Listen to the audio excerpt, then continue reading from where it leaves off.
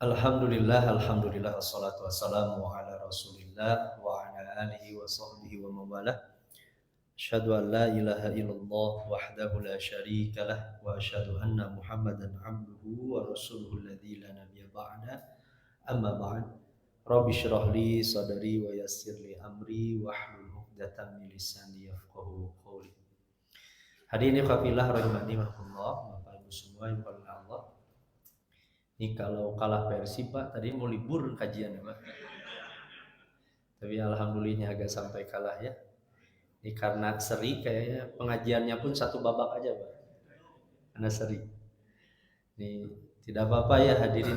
Nabi itu kepada Abu Darda pernah hadirin li jasa dikahaqqan wali ahli kahaqqan. Jadi keluarga kita punya hak, jasad kita punya hak hadirin. Allah pun punya hak. Jadi Islam mengajarkan kepada kita tidak berlebih-lebihan dalam ibadah. Begitu pula tidak berlebih-lebihan dalam dunia, Pak. Ini Ustaz Syahrinal kalau bahasa orang Bobotoh, wali persib hakon. Jadi persib juga punya hak. Di malam kali ini alhamdulillah bertepatan dengan juaranya Persib. Kita menutup malam kali ini hadirin dengan surat An-Naba. Alhamdulillah satu juz. Ini hanya di malam kali ini kita akan membahas tafsirnya sepertinya sampai ayat ke-16 saja. Tapi kita baca ini sampai ayat ke-20 hadirin. Nih. Seperti biasa kita tilawah terlebih dahulu surat An-Naba bersama-sama hadirin. Ayat pertama sampai ayat ke-20. A'udzu billahi minasy syaithanir rajim. A'udzu billahi minasy syaithanir rajim. Bismillahirrahmanirrahim.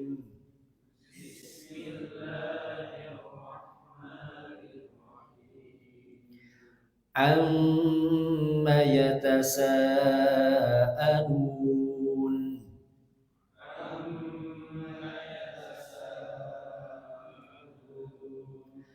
Anin naba'il azim.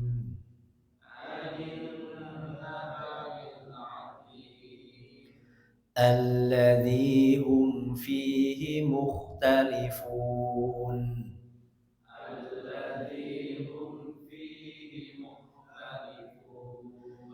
Kalla saya'lamun.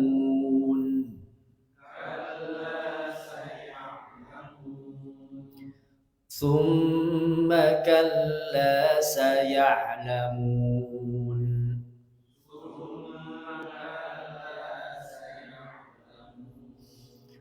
Alam naj'alil arda mihada.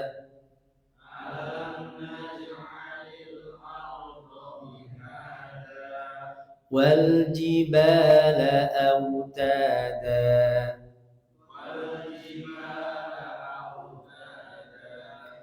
Wa khalaqnakum azwaja.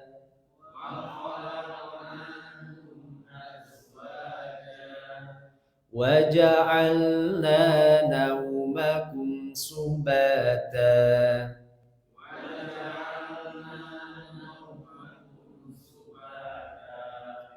وَجَعَلْنَا اللَّيْلَ لِبَاسًا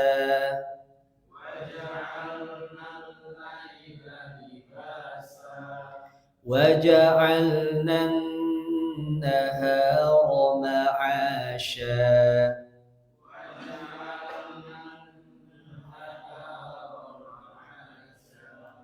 وَبَنَيْنَا فَوْقَكُمْ سَبْعًا شِدَادًا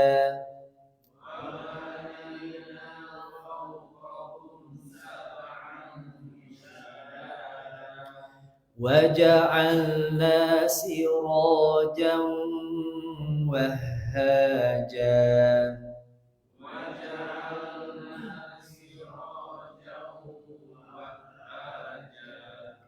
وأنزلنا من المعصرات ماء ثجاجا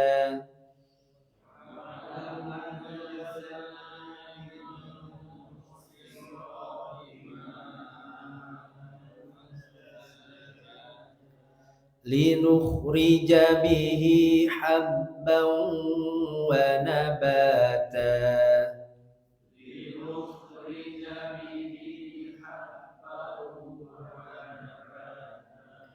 وجنات ألفافا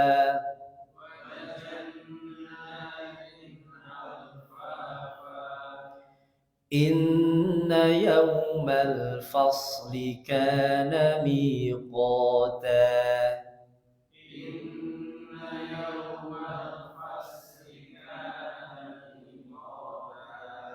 يوم ينفخ في الصور فتأتون أفواجا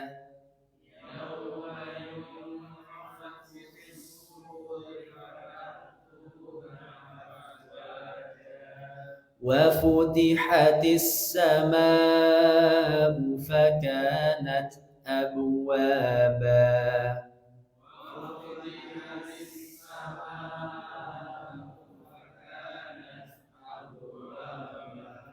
وسيرت الجبال فكانت سرابا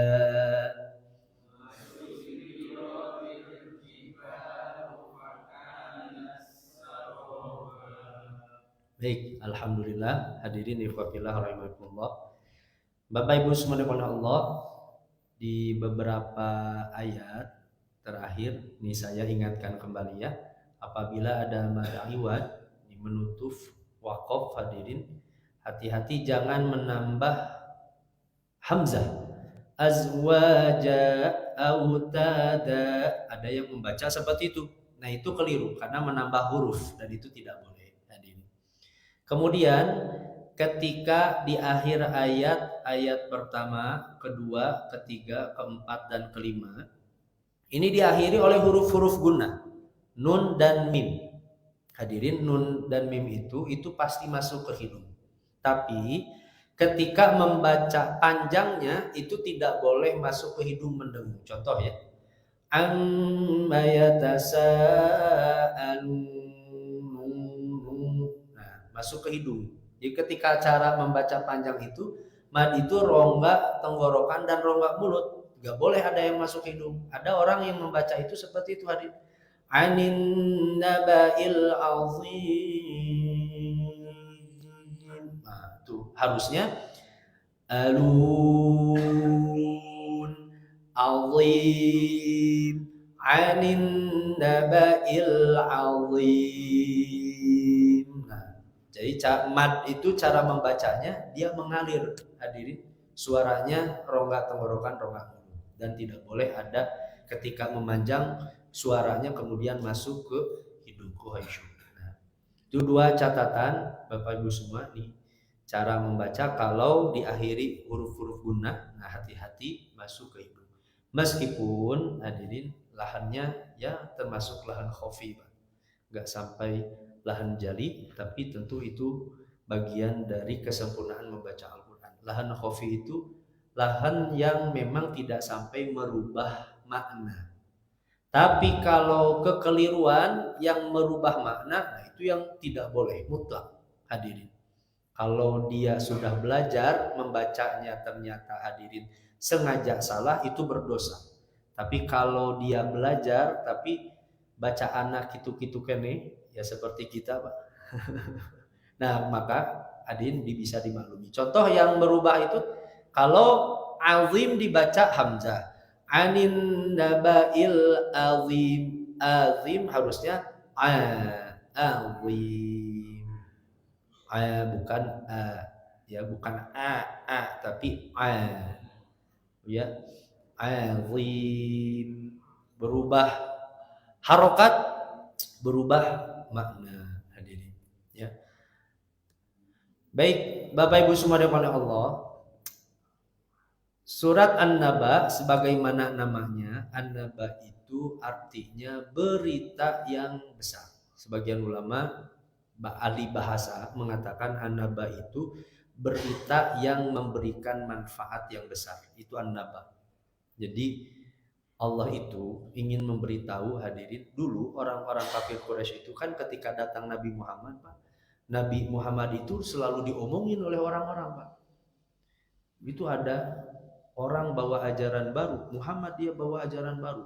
Ramai Mekah itu membicarakan tentang apa yang disampaikan oleh Nabi Muhammad. Orang-orang kafir Quraisy mereka membicarakan itu, pertama mereka mengingkari apa yang disampaikan oleh Nabi Muhammad tentang hari pembalasan, dibangkitkan lagi. Kan dalam hadirin pandangan hidup orang-orang kafir Quraisy, mereka punya pandangan hidup kalau sudah mati ya mati, gak akan hidup lagi, Pak. Ya tentu berbeda sekali dengan kita. Yang kedua, kemudian mereka saling menanyakan, saling membicarakan tentang apa yang dibawa oleh Nabi Muhammad itu dalam rangka merendahkan. Jadi apa yang dibawa oleh Nabi Muhammad itu kan asing, aneh. Kemudian orang-orang kafir Quraisy itu hadirin ingin merendahkan itu. Nah, Allah turun surat An-Naba. An-Naba dinamakan An-Naba itu isyarat, kata para ulama, apa yang dibawa oleh Nabi Muhammad itu berita yang besar. Pak Deden sugan terek kompoin tadi ngawas dia teh. Sugan terek kompoin pawai versi. Saya batur kan ini. Ayat pertama hadirin, amma yatasaalun, tentang apa mereka saling bertanya. Tasa'ala itu dalam bahasa Arab itu punya makna lil musyarakah. Musyarakah itu saling. Jadi tiap orang banyak di Mekah membicarakan hadirin tentang Nabi Muhammad, apa yang disampaikannya, ajarannya.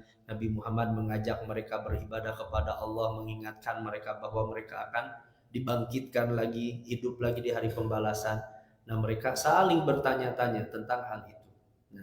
Nah ini An-Naba itu wa yara ba'duhum annahul khabaru dzul faidatil azimah, berita yang mempunyai manfaat yang agung.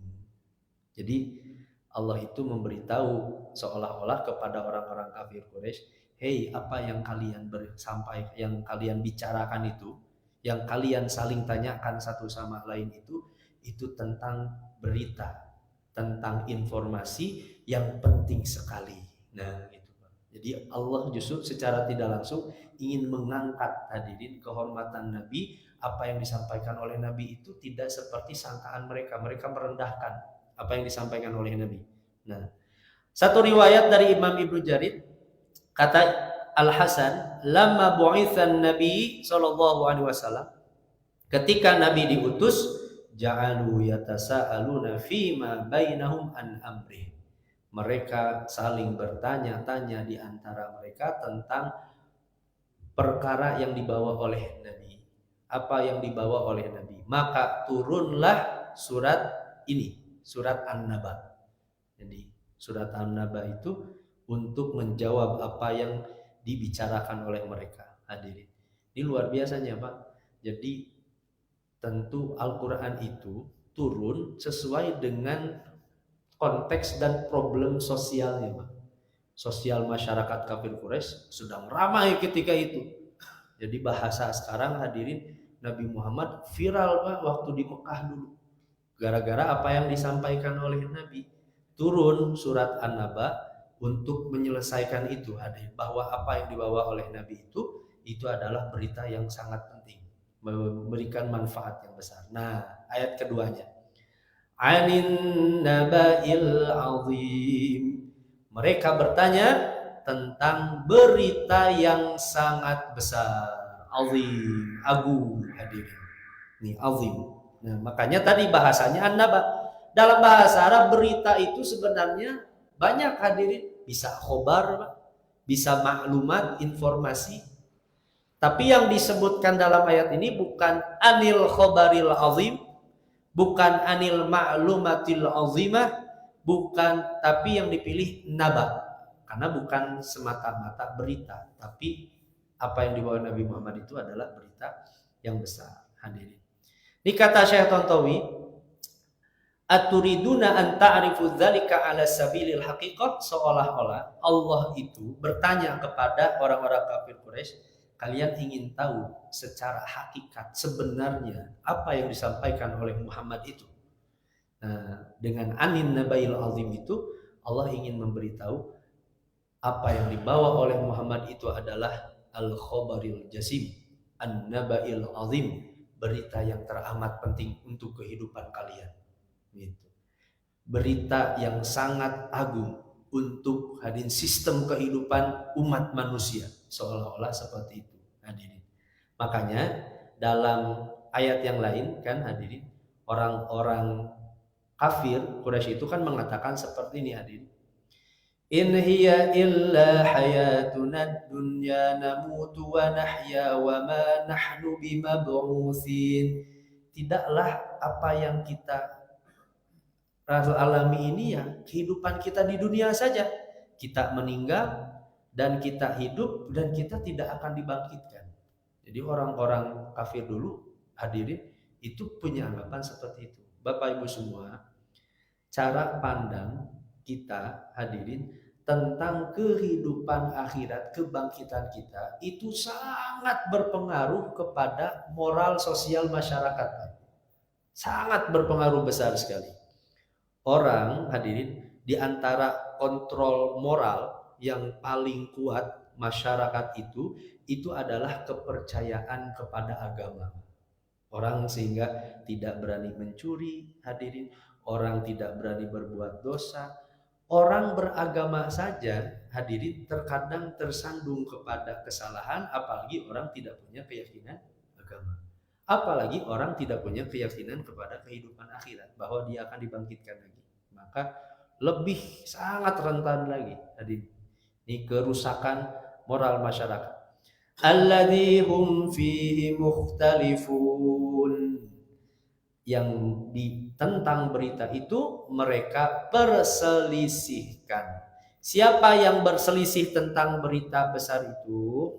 Ini kata para ulama, ada yang menafsirkan ini orang-orang beriman dan orang-orang kafir. Tapi kalau orang-orang beriman mendengar berita dari Nabi, mereka bertambah beriman.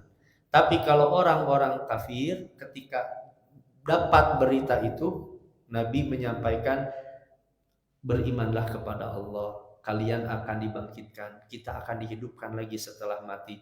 Orang-orang kafir yang mendengar itu justru bertambah hadirin kekufurannya, bahkan bertambah mencela Nabi, merendahkan, mengolok-olok Nabi SAW. Nah, makanya kata sebagian ulama, alladzihum fihi mukhtalifun itu bukan orang-orang yang beriman, tapi itu adalah orang-orang kafir. Karena orang-orang kafir mereka berselisih hadirin, mempertanyakan tentang kebenaran berita yang dibawa oleh Nabi SAW. Kemudian Bapak Ibu subhanahu Allah, ayat keempat, Allah kemudian membantah cara pandang hidup mereka. Allah menolak hadirin anggapan-anggapan mereka, menganggap bahwa tadi apa yang disampaikan oleh Nabi itu seolah-olah tidak benar. Nah, dengan kalimat kalla. Dalam bahasa Arab hadirin, kalau ada kata kalla itu fungsinya kalimatu rada'in wa zajar. Jadi dalam bahasa Arab itu kalla itu kan sering kalla innahu kalla itu untuk membantah kalimat sebelumnya bahwa kalimat itu salah, anggapan mereka salah, itu kalla fungsinya. Kalla saya'lamun summa kalla saya'lamun. Panggil hadirin sampai 2 kali. Biasanya kalau kalimat diulang-ulang itu secara psikologis hadirin untuk menambah keyakinan dan tidak ada peluang sedikit pun keraguan di dalam hati kita tentang kebenaran apa yang didatangkan oleh Nabi Muhammad. Seperti kita Pak kepada anak, nah awas ya adik. Kemudian ulangi lagi kita, nah awas ya kalau gak sholat. Kita mengulang kali Pak, menunjukkan itu penting. Nah, diulang itu maknanya untuk penguatan makna. Nah, kemudian menggunakan kalimat sin. Hadirin, sin. Sin itu dalam bahasa Arab hadirin sesuatu di masa yang akan datang tapi dekat. Itu sin, itu fungsinya Pak. Saya alamun sesuatu yang akan datang tapi dekat. Sebentar lagi, sesaat lagi kalian mati, kalian akan melihat sendiri, kalian akan dihidupkan lagi. Nah itu hadirin. Kalla saya'lamun, thumma kalla saya'lamun. Ini maknanya laisal amru kama yatawahhamuhu ulaikal mutasailuna min istihzaihim. Perkara yang dibawa oleh Nabi itu tidak seperti apa yang dianggap oleh orang-orang kafir. Mereka merendahkan, mencelaknya, mengomongkan hadirin apa yang dibawa oleh Nabi ini, bahkan mengingkari apa yang ada di dalam Al-Quran. Orang-orang kafir dahulu mereka tidak. Hadirin, mungkin bagi kita Pak yang hari ini kondisinya beriman kepada Allah dan agama itu kan sudah lumrah Pak di Indonesia itu Pak, di masjid ada, kita dari kecil dididik oleh orang tua agama. Tapi dulu di zaman Nabi ketika kondisi masyarakat ketika itu hadirin gak dibimbing oleh agama. Semua orang hadirin ya paling hanya agama-agama peninggalan saja. Dan rata-rata orang-orang itu tidak punya kepercayaan tentang kebangkitan pada hari kiamat, dihidupkan lagi, sudah terkubur di dalam tanah bakal hidup lagi. Orang-orang ketika itu gak punya pandangan hidup seperti itu. Makanya Nabi itu hadirin datang kepada satu masyarakat yang itu berat sekali tantangan dakwahnya. Saya kan ngadain hadirin kajian Sabtu gampang saja Pak, tinggal ajak bapak-bapak datang hadirin. Tapi Nabi dulu gak seperti itu. Karena kondisi masyarakatnya tadi mereka tidak punya pandangan hidup seperti itu. Datang Nabi ingin menyadarkan kepada mereka. Makanya mustahil hadirin dakwah Islam di Mekah ketika itu diterima kalau Nabi tidak punya akhlak moral yang mulia Pak. Gak akan mungkin hadirin. Orang itu kan percaya kepada orang lain itu karena integritas Pak. Kejujuran, amanah, kecerdasan hadirin. Kemudian akhlaknya mulia. Kemudian orang percaya kepada orang itu. Nah, kalau Nabi Muhammad itu punya moral yang tidak baik, akhlak yang tidak baik, itu gak akan diterima hadirin. Karena kemuliaan akhlak Nabi hadirin. Innaka ala Nabi itu punya khuluqun azim, ya, akhlak yang agung, akhlak yang mulia. Kemudian hadirin, ayat selanjutnya ini argumentasi dari Allah Subhanahu wa taala, Bapak Ibu semua, bahwa bagi Allah pencipta hadirin alam semesta tentu sangat mudah untuk membangkitkan manusia. Tadi kan orang-orang kafir tidak percaya Pak, manusia sudah dilumat di dalam tanah kemudian bisa bangkit lagi. Mereka gak percaya itu hadirin. Di mana ada orang sudah habis dimakan oleh ulat kemudian bisa hidup lagi. Ayat ke-6 Allah sampaikan argumentasi logisnya. Apa argumentasi logisnya? Allah menciptakan segala nikmat yang terlihat langsung oleh indera kita. Pertama, alam naj'alil arda mihada, bukankah kami telah menjadikan bumi sebagai hamparan. Hadirin, logikanya gini Pak. Allah nanti akan membangkitkan manusia sudah ada di dalam tanah terkubur mati, kemudian nanti akan dibangkitkan lagi hadirin. Nah, itu lebih mudah dibandingkan Allah menghamparkan tanah.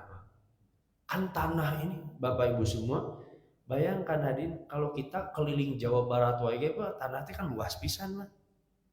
Allah menciptakan tanah yang begitu luas luar biasa. Ini baru buminya, belum planet lainnya, belum alam semestanya.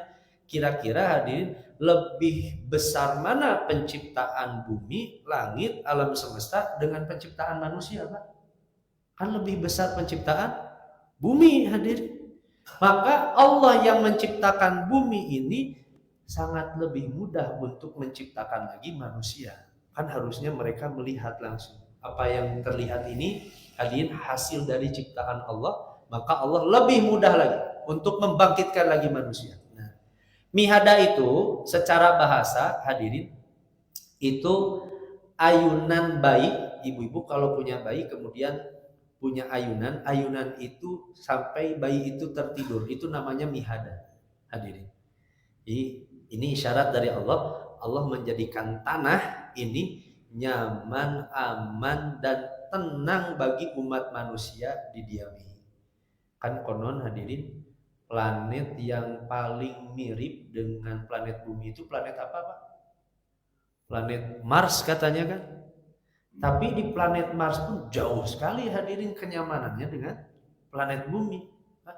Allah jadikan nyaman sekali. Airnya, tumbuh-tumbuhannya, cuacanya, curah hujannya, hadirin, tumbuhan-tumbuhannya, berbagai nikmatnya, Allah jadikan mihadan seperti seorang bayi di atas ayunan merasa nyaman, tenang sampai tertidur. Kita seperti itu pula kita dijadikan oleh Allah merasa nyaman di atas bumi. Kata para ulama itu, Allah menjadikan tanah tidak terlalu keras, tidak terlalu lembek, hadirin, sehingga manusia bisa mengatur sedemikian rupa tanah yang Allah ciptakan. Hadirin Bapak Ibu semua, terbayang tidak Pak kalau Allah jadikan tanah itu semua di dunia keras seperti batu? Orang nggak bisa nanam padi Pak.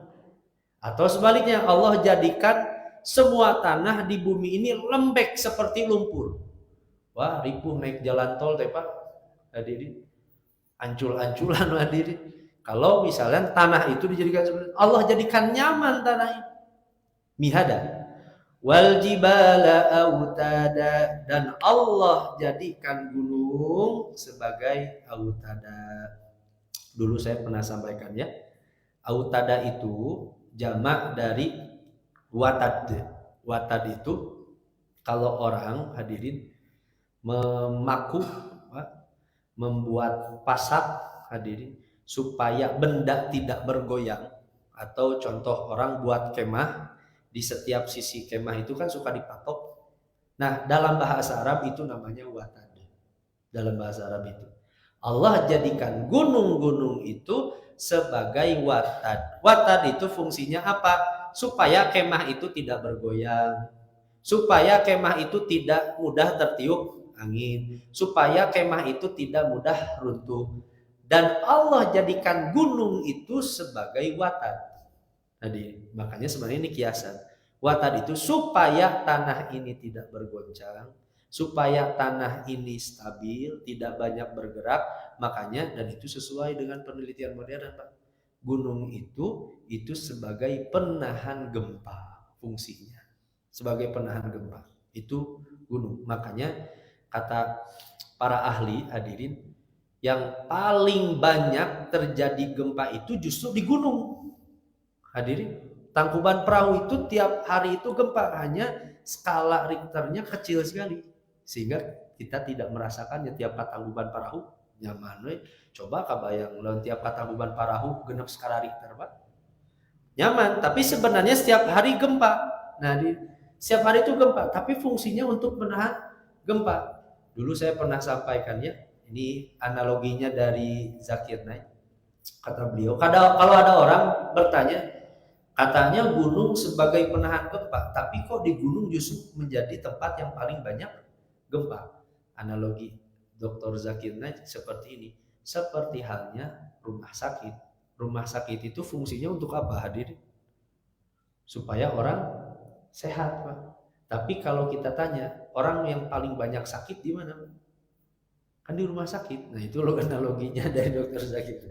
Ya, gunung itu penahan gempa. Meskipun dia tempat yang paling banyak terjadi gempa, gunung itu hadirin, tapi justru fungsinya untuk menahan gempa itu sendiri. Nah, hadirin ikhwati manapun Allah. Nah, kata Ini Az-Zamakhsyari, beliau mengatakan hadirin. Nah, alam yakhluq man yudhafu ilaihi al-ba'tsu hadhihi al-khalaiq al-ajibah adalah ala kamali qudratih. Bukankah Allah, hadirin, Allah itu mengingatkan bahwa Allah telah menciptakan sesuatu yang sangat mengagumkan ini. Menciptakan apa? Bumi, gunung, dengan kesempurnaan kekuasaannya Allah Subhanahu wa taala. Wa ma huwa illa ikhtira', kecuali itu adalah ciptaan yang mengagumkan. Hadirin, ciptaan yang mengagumkan. Nah, ini jadi dua ayat itu jadi untuk mengingatkan kita semua bahwa tadi mudah bagi Allah. Allah menciptakan gunung, bumi saja mudah, apalagi membangkitkan manusia. Kemudian wa khalaqnakum azwaja wa ja'alna naumakum subata, dan kami menciptakan manusia berpasang-pasangan. Ini kata para ulama hadirin. Kalau Allah mau, kan Bapak Ibu semua, yang menentukan kelahiran anak laki-laki perempuan itu siapa, Pak? Kan Allah, Pak. Dokter itu nggak bisa. Dokter aja nggak bisa menentukan laki-laki atau perempuan, hanya usaha saja. Tapi kan hasil nggak bisa. Sampai kata para ulama, kalau Allah menjadikan semua manusia di dunia itu laki-laki semua, bisa sekali. Atau kelahiran sebaliknya, perempuan semua, mudah sekali bagi Allah. Tapi Allah jadikan berpasang-pasangan. Orang akhirnya punya jodoh lagi, hadirin, ya. Wa ja'alna naumakum subata, begitu pula Allah menjadikan tidurmu sebagai subata. Apa makna subata itu? Secara bahasa, subata itu adalah al-qat'u, memutus. Hadirin. Seperti kata sabata fulan sya'rohu. Sya'roh itu rambut. Kalau menggunakan kata sabata dari akar kata subata, seorang mencukur, memotong. Itu subata itu artinya memotong, hadirin. As-subata disandarkan kepada kalimat tidur. Tidur itu dijadikan subata sebagai pemotong. Maksudnya hadirin, rem dari segala aktivitas kita. Kita itu kan karena ngantuk, karena tidur, akhirnya berhenti Pak beraktivitas. Dan tidur itu diantara nikmat yang besar sekali untuk umat manusia. Itu tidur, hadirin. Subata. Makanya kenapa hari Sabtu dinamakan hari Sabtu. Sabtu itu karena orang-orang Yahudi dulu, hadirin, mereka memutus aktivitas mereka untuk beristirahat di hari Sabtu. Sabtu itu artinya istirahat, berhenti. Makanya Sabtu dinamakan Sabtu, hadirin. Nah, orang dengan tidur itu, Bapak Ibu semua, beristirahat dari aktivitas, ya, tidak lelah. Ini kebayang kalau manusia itu gak punya waktu istirahat dan waktu tidur, Pak. Orang beraktivitas, konvoy oke sigana saminggu malah eureun-eureun, Pak. Tapi kan karena ada rasa kantuk dan istirahat itu dibutuhkan sehingga orang berhenti dari aktivitasnya sejenak. Nah, kemudian Bapak Ibu subhanahu Allah, ayat 10 dan 11. Wa ja'alna al-laila libasa wa ja'alna an-nahara ma'asya. Apa saja tadi hadirin? Allah menjadikan, Bapak Ibu semua, kita ulang ya. Ini dalil argumentasi dari Allah. Kata Syekh Tontowi itu ada 9. Pertama, Allah jadikan bumi hamparan. Kedua, gunung dijadikan pasang. Ketiga, manusia berpasang-pasangan. Keempat, Allah jadikan tidur sebagai istirahat. Kelima, Allah jadikan malam libasa, menutup. Allah jadikan gelap, hadirin. Ya, wa ja'alna an-nahara ma'asya. Yang keenam, Allah jadikan siang untuk waktu beraktivitas kita, bekerja, berdagang, hadirin. Wa banaina fawqakum sab'an shidada. Yang ketujuh, Allah bangun di atas kalian 7 lapis shidada yang kuat. Langit ini, hadirin. Bayangkan langit ini mudah runtuh, planet mudah bertabrakan, benda langit mudah jatuh ke bumi, udah gak nyaman hidup. Kedelapan, wa ja'alna sirajaw wahaja. Dan kami jadikan siroj. Siroj itu sebenarnya Pak lampu bahasa Arab. Cuman diterjemahkan matahari. Sebenarnya itu lampu. Kalau orang Arab menyalakan perapian untuk menerangi rumahnya itu namanya siroj. Dan kami jadikan siroj lampu wahaja yang punya cahaya yang besar dan kuat. Itu perumpamaan bagi matahari hadirin, supaya kita sadar matahari ini kan manfaatnya besar sekali. Bayangkan andaikan kalau matahari setiap hari itu tidak ada, butuh berapa energi setiap hari manusia hadirin. Lampu aja kan ini berapa batu bara apa setiap hari dihabiskan karena lampu yang kita nyalakan. Makanya Allah sebutkan matahari itu sebagai siroj. Karena orang Arab dulu kalau ingin dapat penerangan, mereka harus bawa kayu bakar, mereka buat hadirin semacam alat penerangan, dibuat minyaknya sehingga bertahan lama, kan susah. Allah jadikan matahari itu sebagai siroj, lampunya. Tapi lampunya tentu berbeda dengan lampu kita. Matahari itu dengan kekuatan yang luar biasa. Nah, yang terakhir 9 hadirin. Wa anzalna minal mu'sirati ma'an sajjaja linukhrija bihi habban wa nabata wa jannatin alfafa. Nah, dalil 9 apa yang Allah sampaikan? Kami turunkan minal mu'sirat, dari awan-awan itu air. Dulu kita bahas ya ayat adin, air-air dari awan itu yakhruju min khilali, keluar dari celah-celah awan.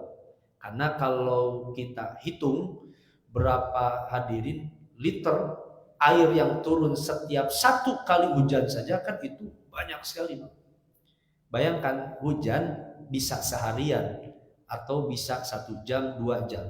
Coba bayangkan air hujan itu turun bukan 2 jam, bukan seharian, tapi cukup dalam 2 menit saja Pak. Air itu turun, barolong kenteng. Kalau air itu turun, makanya lihat Allah turunkan air itu dari hujan. Sajjaja itu lebat, banyak hadirin ya. Tapi meskipun banyak kan turunnya Pak, siga hadirin siga nyebor ku ember ya, tidak seperti menumpahkan drum hadirin.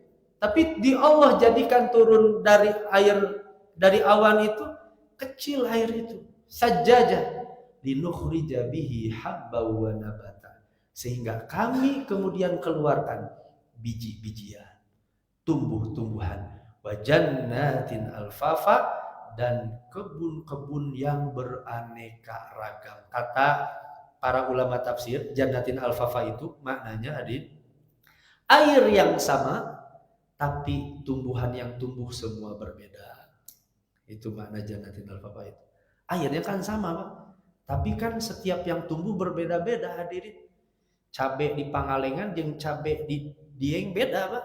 Kentang di Pangalengan jeung kentang di sana beda hadirin.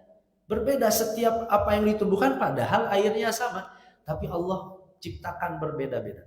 Dari satu tanaman saja kan bedanya banyak sekali jenisnya. Pisang aya sabaraha jenis Pak? Pisang naon wae Bu? Ya.